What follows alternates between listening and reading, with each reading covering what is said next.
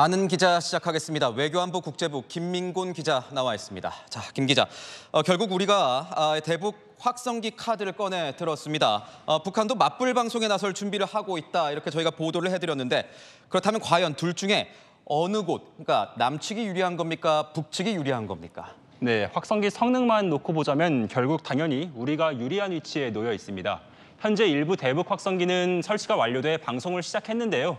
우선 오늘 방송에 들어간 고정식 확성기의 경우 12에서 15km까지 소리가 명확하게 들리는 것으로 파악됐습니다.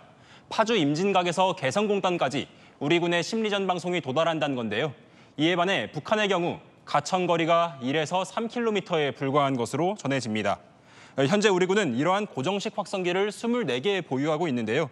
이 외에도 어디서든 방송할 수 있는 차량형 이동식 확성기도 16대 보유하고 있습니다. 김 기자의 설명을 들어보니까 이 확성기 성능은 우리 측이 월등히 앞선다, 이렇게 돼 있는 건 알겠습니다. 그렇다면 북한의 오물풍선과 우리의 대북 전단을 비교해 봤을 때는, 대북 전단 풍선을 비교해 봤을 때는 어느 것이 더 월등한가요? 네, 풍선 비행 능력을 놓고 봐도 북한 정부에서 주도해 제작하는 오물풍선보다 우리 민간 단체들이 살포하는 풍선의 성능이 훨씬 뛰어난 것으로 알려져 있습니다. 북한군에 비해 남한 단체들이 날려보내는 풍선의 채공 시간이 더 긴 것으로 전해지는데요. 제가 한 탈북민 단체의 설명을 직접 들어봤습니다. 그랬더니 풍선에 주입하는 가스 양이 중요하다고 하더라고요. 너무 많이 넣으면 풍선이 높이 올라가 터지고 적게 넣으면 풍선이 제대로 뜨지 않는다는 겁니다.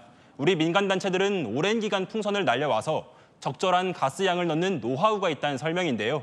반면에 북한은 대남 풍선을 오래 날리지도 자주 날리지도 않아 비행 능력이 떨어진다고 합니다. 이 밖에도 풍선의 살포 능력도 차이가 나는데요. 우리 측 풍선은 계속 날아가면서 일정 주기에 따라 살포하는 반면 북한 풍선은 한 번 추락하면 그것으로 살포가 끝난다고 합니다. 이에 대한 전문가 설명 들어보겠습니다. 스마트 풍선이라는 게 있어요. 이거는 폭격기처럼 가면서 계속 뿌려요. 조금씩 조금씩. 하나만 뿌려도 북한 전역에 뿌려져요. 그게 만주까지 갔거든요. 네, 결국 남북은 풍선 싸움에서도 사실상 대결조차 안 된다고 표현을 할 수가 있겠습니다. 우리 측이 더 앞선다, 이렇게 정리할 수 있을 것 같은데, 현재 남과 북이 서로 날려보내는 이 풍선물의 내용도 좀 다르지 않습니까? 네, 그렇습니다. 우리 민간 단체들은 북한 주민들에게 도움이 되는 쌀이나 미국 달러부터 시작해 드라마나 노래가 담겨 있는 USB를 담아서 보내는데요. 북한은 쓰레기와 오물만 날리고 있습니다. 그마저도 쓰레기가 점점 고갈되고 있는 것으로 보이는데요.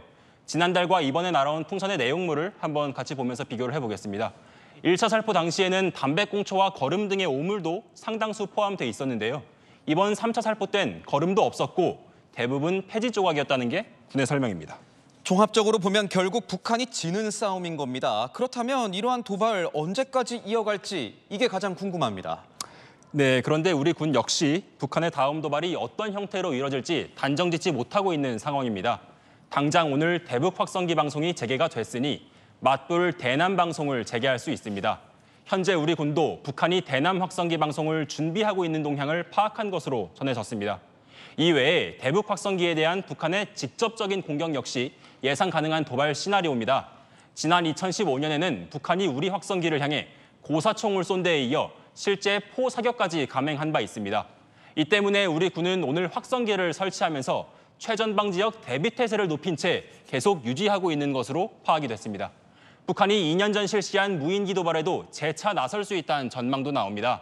이 경우 우리 군 역시 이에 맞대응해 무인기를 북한 수도 평양까지 날려보낼 수 있다는 게 정부 관계자의 설명입니다. 한편 북한의 도발과 무관하게 우리 군은 서북도서와 군사분계선 인근 최전방 지역에서의 실사격 훈련도 이달 말에 실시해서 대북 압박에 나설 계획인데요. 이럴 경우 북한도 재차 맞대응에 나설 수 있는 만큼 당분간 남북 간 강대강 대치는 이어질 전망입니다. 네, 잘 들었습니다. 지금까지 아는 기자였습니다.